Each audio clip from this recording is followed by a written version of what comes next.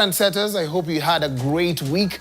You're going to be chilling with us right now. This amazing, sijuangi kuwaita, sijui kama ni trendsetters, pandits, thieves, donkeys. Last time ulisema Twitter ni donkeys. Specify ukipeana majina. Okay, sawa. Aye, sawa. Without much ado, I'd like to welcome this amazing actor, producer of this show. You're going to love everything about him. He's a very funny guy online. And he almost, by an inch, got state commendation. Yes. Then, problem was inches. But it's too early. Ibaki kidogo sana. Aya, sawa. Denga. Hey, answeri. How are you, bro? How's your week? I'm very fine. Yeah. My day has started well. Today I'm on, I'm wearing shorts because it's a holiday. Yeah. We are preparing for, Mombasa, nini. Hey. So we'll do Mombasa 1 week, then we do Dubai a week. Ni sawa. Then we'll see. So we've started smoothly. Yeah. And we are cruising nicely. Aye, sawa. In short, we want to appreciate that woman called Njeri. She's about 68, sponsoring this man's life. Thank you so much. Without much ado, we'd like to welcome the man who's wearing a suit today. Of course. He's a social commentator. He's an influencer. He plays football. He can dance. This guy ilibaki kidogo hivi akwe state house sahi. But what are invites? What are invites? I was already in a suit. Lakini mimi hata commendation hata invite peke yake. But we try again next time. By the way, this is the first time naona mtu ame balance kofia ya kitenge, suki na ameva nini silver. Bado una imagine kuna Uislando hapo ndani. Yeah. Bado kuna corporate hapo ndani. Yeah. Kuna undauo na kuna undauo bado kwa mkono. Hatujui vile kumsaidia. Now, let's take a moment of silence because we're just about to introduce the queen of this show. Oh, look at you. Ladies and gentlemen, take a moment. Take a moment to yourself as we welcome Cindy Ogana. Imagine ilibaki hivi Talanta Stadium itwe jina yake bado wakasema well it had to be given some other people's name. Yes. Aselia, you saying great. What? Aselia, you saying that you are associating Cindy na nini? Unaona vile tunasemanga ukienda archives na tao. Yeah. Is Cindy na isho. Yeah. So yes. Women's rep since 2013. Yes. Don't play. Yes. Don't play. Strong. But Karibu, did you have a good week? I had a good week. Denga is talking about the coast. I'm from Malindi. The beaches are clean. The beaches are clean, man. Yes. You should dress the part like white sandy beaches. Let me just enunciate my beaches. The beaches. Yeah. Yes. So my week was great. I've come back relaxed. And thanking God for Jamhuri Day. Yeah, we thank God that the beaches that you visited were clean.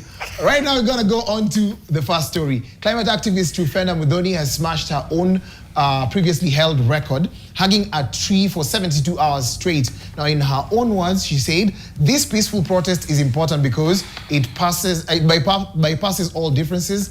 During other protests, we hear stories of goons, but this one bypasses all stories and triggers humanity. She was quoted by the local media saying this statement. And of course, she had previously held the record for 48 hours. And for this challenge, she selected an indigenous tree in the county government compound in Nyeri. Man, this story has been received both hot and cold. Some people were trying to play neutral, but hey, I don't know how it worked for them. Cindy, talk to us. I'm really excited for what she's doing. Climate change is real. I just mentioned that I'm from down coast. The ocean is receding. So, usually around 6 p.m. in Mombasa town, the tide is now rising and you're not able to walk by the beach.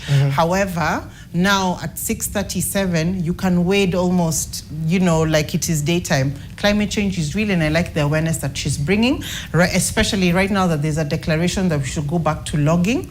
People don't understand of the consequences of what is happening. If you've been to Karura, you see that it is now being paved. Karura is becoming smaller. We've already lost Bomas.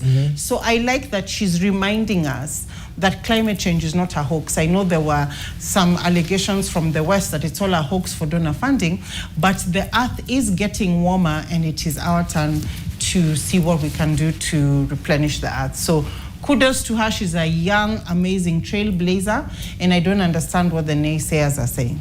naysayers had something to say in the middle of the week. Samiro, ulisikia vitu mob kuhusu hii stuff. What do you have to say? I feel like there's a saying in Nyasemanga, a wise man once said nothing. Unaona ukinyamaza, hatutajua wewe you are not that wise. Unaona? What? Hatutajua you are not that wise. So instead of talking without getting facts right, because she was originally supposed to travel to Brazil, one of the climate change or environmental conferences, but then she didn't make the cut. Other influencers were chosen. So as a result, she went ahead outside the Nyeri governor's office and did it, and she was able to do it. But then after it was done is when people were talking everything, not knowing what the backstory was. Right. So Wakenya kama Wakenya, let's get busy now. If you're not busy, make sure kama lazima uongee, because we love talking anyway. Kama lazima uongee, make sure you back your conversation. Ndenga, there were things that also popped up, and also congratulations to her. 72 hours, she made $1 million, a piece of land, a flip phone, and so much more. I hear she's going to be having a trip to the place that you're going to go soon. A hoodie. Ni vitu ndogo lakini, you know, worth mentioning, you know. Alipewa hoodie. But talk to us about that, and also considering that people had a lot to say about the same story. Well, you see, there's a reason why, by the way, just to add on, I think Samiro is playing cool by saying that actually there's a reason why kwa nini hakuenda. She said it on her TikTok, by the way, that the reason why she did not travel to Brazil, it's because walimuitisha hongo ya 300,000. And apart, yes. And apart from that, also there is someone who wanted to take advantage of her. So wakasema, kama ni 300,000 itafanya, whatever it is, let me just do it in Nairobi. And you see, also as part of whatever she was doing, it was a protest. You see, it was a protest to, you know, like, you know, a positive protest of saying that, guys, we need to take care of our environment. So akatafuta mti, at least mkono inaweza zunguka vizuri. Because sasa unajua pia hapo Nyeri, we know them for miti kubwa kubwa, zile mugumo tree na nini. So this was, yes, you know, the mountain region is where we have mugumo tree. So that's why you can't. You understand? I totally get. Yes, no, me so you have to, coco. So you have to get a, you know, a tree that is at least ukiikalia mkono at least for 72 hours umeshikilia. So it was a good, it was a noble idea. Kudos to her for breaking her own you know, world record. So keep on keeping on. I think we should, you know, if you understand the background of where she came from, then haunge castigate by saying, oh, this and this. So there's someone who actually came out and mocked the whole process and said that in China, other kids or people her age who are 22 years old are actually just building AI and tech, and they're being celebrated for that. And we are busy over here celebrating someone for hugging a tree. I feel like some Kenyans, you come over and understand. I saw a radio presenter. Closed mouths don't get fed. We ukifanya, tuambie unafanya, record it. Uwezi pata usipotuambia tutajuaje. I agree, Alright, so let's put a pin on that. Take a short commercial break. When we come back, we have more stories about Atlanta Stadium. We have more stories about Betty Bayo's mom, so you better stand by and get to hear much from that. Keep on using the hashtag TTTT.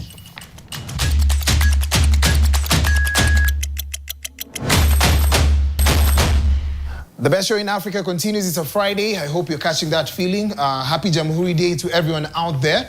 Mnajonga kwa nini si celebrate Jamhuri Day? Of course. It's our independence. Samiro haja respond. Oh God. Cindy amebasta hata babu.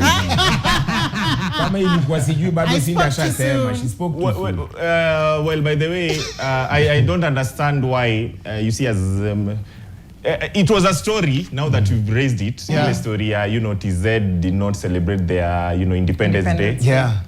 Compared to ours, and like any other country, you can imagine how big Independence Day it is for a country. It is. And for a country not to celebrate because unaogopa kasheshe za hapa na pale na mawe. It was so sad for, you know, for the country as a whole, not necessarily. So are they truly independent? Government. Makes you wonder. Aye, so let's jump on to the next one. President William Ruto has approved renaming the under construction Atlanta Stadium in Nairobi to Raila Odinga International Stadium. Now, the announcement was made during the 62nd Jamhuri Day celebrations following a request from Nairobi Governor Johnson Sakaja to honor Raila Odinga's contribution to Kenya's democracy. Now, the 60,000 seat stadium set for completion in 2026, early 2026, will serve as a key venue for the 2027 Africa Cup of Nations. Now, I'm most excited about this. I think Ndenga, you should be the first one to speak. What do you think about this generally? Too late? Ama, it's okay? Ama, what do you think? Well, I think it's, of course, it's something that was expected. And of course, apart from that, you need to get those votes. Yeah, What? those votes are many in that region. In that region, those votes are many, so you need to appease everyone. You feel like it's campaign strategy? Well, Prestasibo in this flash queen is a serious concern. What? Well, of course it is. It has some connotations of campaigning in it. Okay. Yes, na mkikataa kumpea kura ata change jina ama? Hiyo sijui, wacha tufike ground. Sawa. Samir, what do you have to say about this story? I think the Right Honorable, having been a very big fan of football, it is a good thing. But then, as Ndenga just said it, unajua, for him to do such a thing, there's a lot of people who love and watch football. Because actually, I believe whatever happened during Chan, him being able to give those guys money, na anawapatia. Wewe unajua kuna mtu sahi mwenye anacheza ball, mwenye alipewa 5 million. Sasa akiulizwa for him or not for him, hata hizi kuongelesha, but then he knows what that money made him feel. So this is a step towards the right direction if it's election, if it's campaigning for him. But at the end of the day, there is more that he's supposed to do, apart from just naming the stadium after the Right Honorable. Okay. Cindy, what do you have to say about this? There's more he's supposed to do? Like what? What? There's too much. There's too much he's supposed Too much to do. to mention. Everything, yes. Cindy. I'm a fan of Raila Odinga. I've always been. I think it's a step in the right direction just to commemorate all the work that he's done for this country. When Mbagathi Way was named after Raila, people are like, surely. Because, Mbagathi Way even has Mbagathi Hospital, Mbagathi Flats. So people are like, but this makes sense because it's still under construction. And like Samiro says, he was such a lover of football. So it's great. Whether it will translate to votes, we'll only know in 2027. But for me, as a fan of Raila, I think it was a step in the... I like that there's something monumental that will always carry his name beyond where he was buried. At least this is the second stadium named after him. Yeah. Yes, after the Homa Bay one. So, tuendele. We have the Mau Summit Road all the way to Kisumu to Busia. Also, those roads needs names. Yeah, they need renaming. So this is the second stadium, yes. Yeah, it's the second award that that Raila, the late Raila, is receiving after passing on, and of course he's received one of the highest state commendations and an award from the president as the highest civilian ever, and it was after he passed on. Why is it? What's this thing with posthumous? Yeah, it's posthumous. So what's this thing with Africans honoring people after they've gone on to the next glory? He did not die. He was promoted to higher glory. He was promoted to higher glory. Yes, it's not cultural thing. I think it's a human thing. It's good to let you know. I sadly lost my uncle today, and he had very strict instructions, and he said he doesn't want a lengthy burial or whatever because he feels when he was alive, there weren't as many people who celebrated him. So he doesn't want those people to do that when he passes on. So it's a very human thing for us to take people for granted. Think about in your own life, how many of your close friends and family members, you probably live in the same area, in the same county, but you don't see each other very often because you're always busy. Yeah. But when tragedy strikes, that's the time when all of a sudden you remember. Raila, a couple of years ago, was admonished during Maandamano, before Maandamano became what it is now. People thought he was a troublemaker. But it is until he passed on, which is sadly human nature, that people really realized the foundations that he was putting towards our democracy. I fault it more as human nature than culture. Okay. I also think it's also for the last respect, and apart from that, also for the legacy, so that the legacy continues, as they say. The reason why it's because you see most of watu wenye wamedai ama wenye rahisi sana wapotee waende. The moment they are named after, you know, certain roads, places na nini, their legacy continues. For example, Mwindi Mbingu. You see, we all know Mwindi Mbingu was true Mwindi Mbingu, but you see, it was someone in you know, the Kamba space and everything. So, the Kamba space. In the Kamba, yes, in the Kamba culture and everything. The road to independence. Yes, the road to independence, Yes. you know, and such things. So there's a reason why you need to name such people. And for in the recent past, Raila Japata, you that proper recognition. Yeah. As you Cindy said, Mbagathi way ilikuwa ni ndogo sana. You feel like, hey, already it has its. Yeah, but now that we have very major things, that story will be, you know, will be told after 20 years. Mtu akikuja kusikia story ya Raila, then yeah, we know about him because of course there is a Raila stadium. Ndenga, but I feel like we also overthink and overfeel. Hii ni kitu tu poa, akikufa wacha akumbukwe. Let it not die. Just as you said, acha legacy. Unajua maiti yana deni. Unaona? Sasa hivi ameenda, I was among the people who said, who felt like Raila betrayed us during time ya maandamano. But then looking at what he did over the years, you can't take it away, unaona. Tunaweza ongea hapa sababu ya serikali, sababu yake, unaona. So wacha tu akikufa hata wewe hata nani, let it be done. Yeah. But see, the good thing about kitu Raila alituachia is that Raila left us, but he left us with the democracy. Yes. He left us with the freedom of speech. Such things, you know, they're not tangible, but they are things that right now unaweza amka tu ende kwa street na utafanya kitu whatever you want to you know, in terms of speech, in terms of rioting, expressing yourself, but courtesy of Raila. So those are the great things that we need to celebrate and remember Raila with. Yeah, I believe that it's honorable and it's happening. So yeah, that's a great move. Right now we're going to move on to the next one. Betty Bayo's mother has petitioned the Office of the Director of Public Prosecution, ODPP, to open an inquest into the gospel singer's sudden death. The family says she had no known illness and was buried without receiving an autopsy report or medical records. They described the burial as unusually fast, deepening suspicions that her death was unexplained. The petition requests that police fast-track an investigation to resolve unanswered questions. I know we have a lot to say about this. First of all, not so many people anticipated her death. Not so many people knew what she was going through. And of course, there's the drama of husband number one and then husband number two. There are kids involved. And then lastly, the mom just showed up.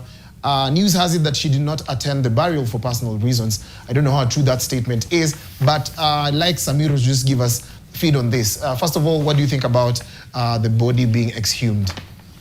They normally say you don't tell someone how to mourn. And for the sake of peace, since it's already done, having gone through grief, I think she'd be scratching the wound again. So I'd highly advise that. I know she might be wanting, she wants closure, of course, but this is a very sensitive matter. There might be more to it, but unaambiwanga hii ndio saa zingine unarudi kama mtu wa kanisa. Malipo ni hapa duniani, wenye walikosea watalipo, but for the sake of peace, for the sake of just trying to move on with life, because grief might make you do some things which maybe baadaye you might not be proud or comfortable with. Yeah. So maybe I'd advise maybe she just tries another style of coping. Yes. Cindy, is there a coping mechanism kweli kwa? There's no mechanism. Unaona ile unapatana nayo ndio unasonga nayo. Okay. There's no coping mechanism in death, but I can tell you, for someone who has had in our family 2 funerals in 1 month, a lot of external, there's politics kwa nini? Mazishi. Mazishi na kwanga politics. It's not even about letting the person go in peace. There's always all these other added factors. I'm just wondering why she did not do this when the time was, of course, now she said she had her personal reasons. Maybe she felt she didn't have a voice. But to do it now, my question is, what is the end game? You know, there's always an end game, and then what is it that you want to gain? And whatever the end game is and what you want to gain, is it worth it? Is it worth the trauma of having the children having their mother exhumed? Is it worth the trauma of having families fight over stuff? is it something that can be solved without your ego getting in the way? Because, you know, a lot of these things of, I am right and I want to, and there's an ego part that comes in. And yes, as a mom, there's this heart and pain that you want, but you have to ask yourself, what is the overriding good? And will this benefit me in the long run, or will it benefit the greater good? Those are some of the questions that I'm wondering if she's asking herself, and the people who are encouraging her to do this. Ndenga, the mom finds out that, you know what, she sat down, sasa ameprocess, amefika mahali akasema, there's some things that are not adding up, including the autopsy, which did not have the detail, and she has suspicion over either malice or an unexplained death. What do you think you'd have done if you're in such a situation? Well, I think mimi ananipatia tu zile vibes za nimekaa kwa kona hivi naangalia mambo. Endeleeni tu, endeleeni. Then the moment ikifika ana crack kwa sababu she knows that you know, she will have probably the last laugh. So well, I think is it wisdom at play? No, I don't think so. I doubt. I'm only coming in wisdom. She had a lot of time to do this. Coming after the burial to say that you know, things were rushed, autopsy was not done, sijua kupata the proper results na nini. You just feel like, hey, wait, there's just something here. Probably it's because of the things that probably Betty Bayo left, and she was not part of the will if there was one. So I feel like she wants some, you know, something out of that. Allow me to add to Ndenga's point. Last week we talked about a father who blocked a wedding. Yes. I wish there was a follow-up. Did the wedding finally happen?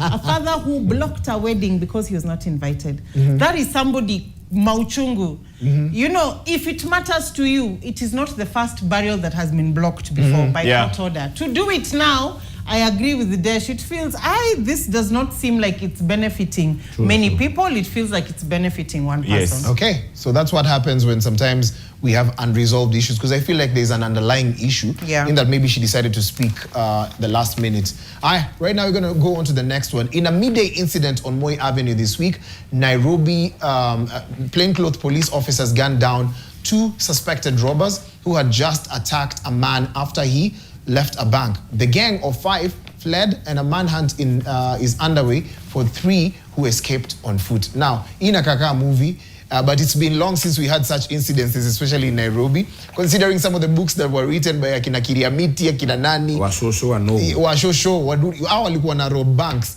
But it's also been common practice nowadays that people hunt. They hunt you and target you, but it's just that they are not gunned. No one is gunned, and that's why it doesn't make it to the news. I don't know if anyone has come across this recently, and what do you have to say about this incident? But I think just CBD is notorious with such incidents, because there was one famous one that happened hapa nje ya Nation Center, just hapa Malikiatu watupigiwa rangi hapo. What happened? But ni kitambo. Ushaanza kushare, wezi sema ati will share later. Trend ni nini? Mwaga hiyo chai tukunywe. Sindio ni udakot, what happened? Ndenga na usiseme za hapo peke. Haitaki uvivu. Misi mdaku. Mwaga hiyo chai. Tumekunja miguu Ndenga. Basi atuendelee na tuambie hiyo story. This story happened kitambo, by the way, more than 5-7 years ago. Ni kitambo, but what happened is mtu alienda kutoa pesa nyuma ya Nation Center, either in front ama nyuma, but alikuwa anapita hapa. So by the time alikuwa anatoa, almost it was in millions or hundreds of thousands. So akipita hapa nyuma, kumbe he was traced from the bank. Na alikuwa amebeba pesa ya wenyewe. You see, I think it was from Jengo na nini. So anatoa pesa akipita. Then kumbe wamemraundia, as they say. So hapa across now the space, because you see the aisle between Nation Center and the other building ni ndogo. So what happened is Jamali katalia bag. They pew-pewed. Sasa wakamwambia risasi sio ndengu kijana. Wakamgeuza kichungi. So it's sad, but sometimes, you know, it's not worth it. Hiyo pesa inaweza rudi. So it's common. That thing is common. Another one happened also almost pale nini. I think Ndenga works for Gava. He doesn't work for Gava. I said, let me tell you something. Ndenga pale amelelewa. He doesn't work for Gava. He has seen it firsthand. By the way, pia mali nimelelewa. The stories, by the way, one day I'll sit you down niwapige two stories, you know, za mtaa. Yes, there's a day Samiro was at our place huko Jerry. Yes, let us say to Jerry. Samiro was in Jerry, mali hometown kabisa, home ground. Akatoa simu akarekodi ati manze kuna inzi hapo ongeza kutoa simu. I can't believe I'm manze ndenga niko kwenyu huku. Imagine. But you see, it's you know, it's so these are some of the stories that we were used to. So I think probably I stick with those stories more. So okay. Yeah, but Cindy. it's common. Back to the stories is that it's common. It's common. That, so you're tracked from the bank and then something happens to you. Cindy, what do you think about the safety within the CBD? It's the safety within the CBD. It's the safety of people who do large withdrawals. It's also the trend of what happens when people do large withdrawals and the message that cops send. This is barstool talk. I don't have evidence, but allegedly, when cops do this, they're sending messages to other gangs to say, you know what? We let you go once, we let you go twice. This time, it's not going to happen. I hear the intel that we have on crime is actually very high, but because our graft is higher, we tell these thugs, okay, fine, you've done this, give me a cut. You've done this, give me a cut. Then there's a lot of pressure from the associations, security agents, CCTV, and social media. So they're like, okay, fine. We fanya hivi. Next time, I've given you first warning. I've given you second warning. Then third warning, now you see, all of a sudden, people are being shot in town. Makes me wonder, when somebody withdrew, again, a story that we talked about in this show this year, a large amount of money, they drove all the way along Mombasa Road. When they're curving into South B, they were stopped by a car that had cop uniforms. It goes to show you this thing, they're in it together. It was at Westlands Apple. Yes. Is it alleged? It's alleged. Okay. It is alleged that they're in it together because there's one side of the story that says they were real cops, other guys said that they were just wearing cop uniforms, but they were actually thugs. But it makes you wonder, why is it in some cases people get shot, in some cases people don't? Also on the intel, Cindy, probably to add on it, is probably these people are in cahoots with the tellers. Of course, so that the teller can tell the teller can tell. The way can tie. Yes, but you don't live to tell the tale. Hey, sawa basi. Let's tell us more. Tell us more. Aya, skiza. We're going to take a short commercial break. Samir, unajua unawashwa, unataka kuchangia kwa hii story. But when we come back, mambo ya wizi yanachangia hiyo mzuri. Let's take a break.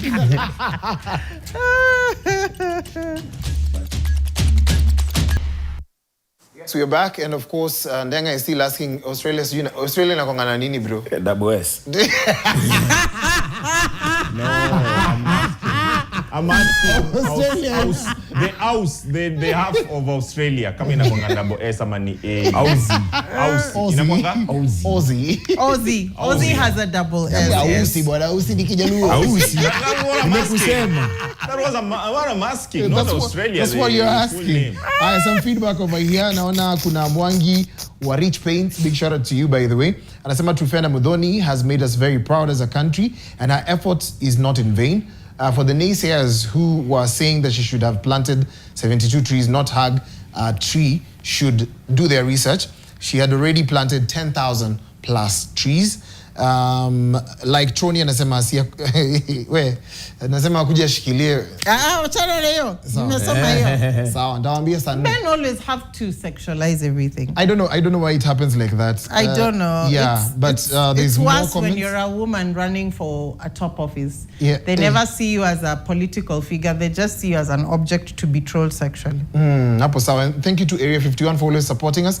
Anasema Fridays are always complete with TTTT, my epic favorite Friday show. Asante sana CD. By the way, ametaja Cindy, Kido, and the crew. Mashallah. Wait, guys, sisi ndio the crew. I have one from a guy called Tycoon who says, now that Raila Odinga has a stadium, we need a public holiday. We need Raila Odinga Day.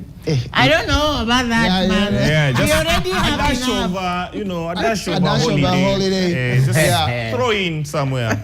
This is a story of interest, and of course, Australia has officially banned social media for under 16s, starting December 10th. That is just the other day. And Instagram, TikTok, and Snapchat are already suspending underage accounts with fines of up to 49.5 million Aussie dollars. And of course, violations, that is if you violate.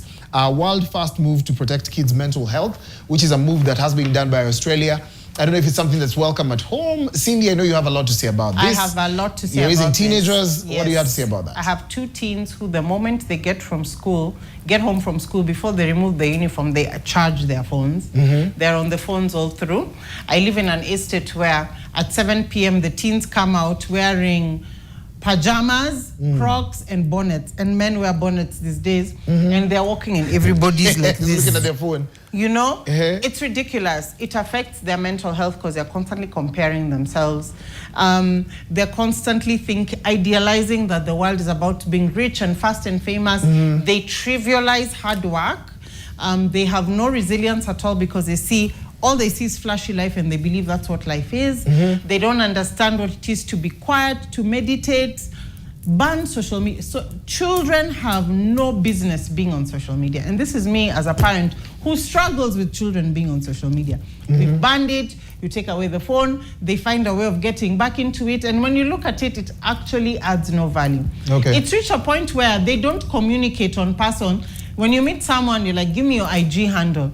And they chat on IG. They don't call each other. They don't hang out. They communicate with each other in the same room through IG. I don't get it. Yeah. But you see, it's not something, that it's only for the 16 and the younger ones, even the adults.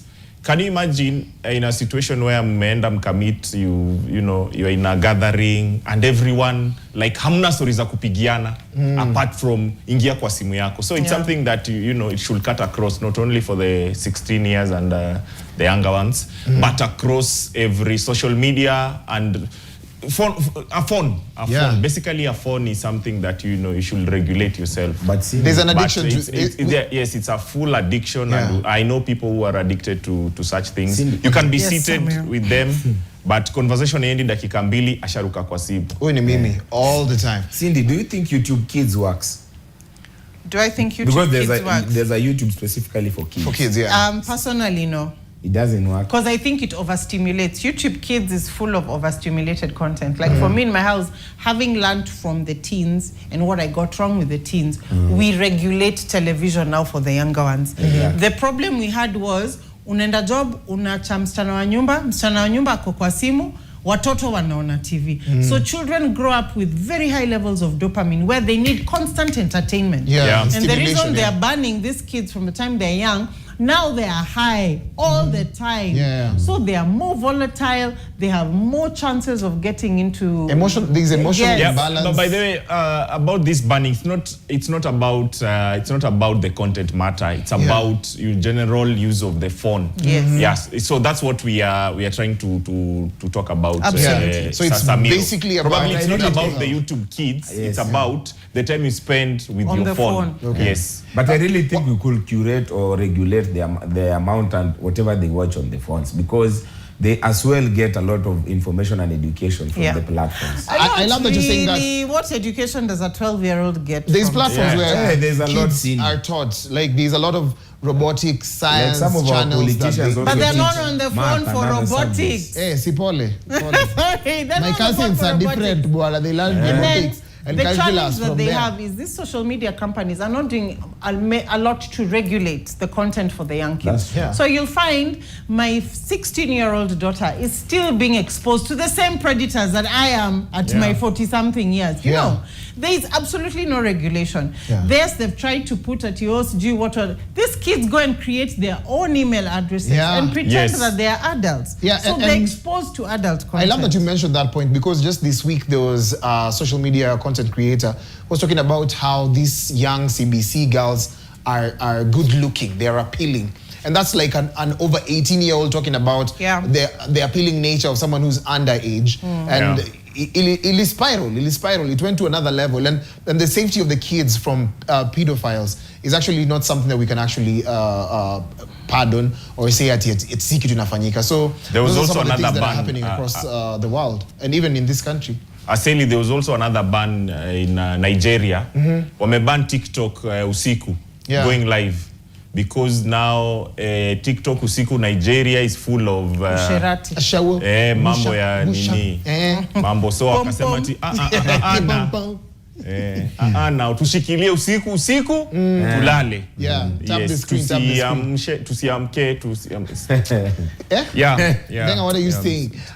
So on that note, we'll take a breather so that Ndenga composes himself. Atatuambia. But as we do that, I'd like to say a big appreciation to everyone who was watching us today. And of course, Cindy, Samiro, and Ndenga for showing up today. Great job, guys. And of course, you can catch me again late night. And you can actually find me at Brian_Selly. I'm going to be with Claudia Naisabwa on Friday Night Rave. Hapo ni kujiachilia. Tesla is going to be here. Cheza, a crew that is made up of kids who are talking about the environment and saving the environment through dance, are also going to be here. So if you're out there, watch our news and then stand by for Friday Night Rave.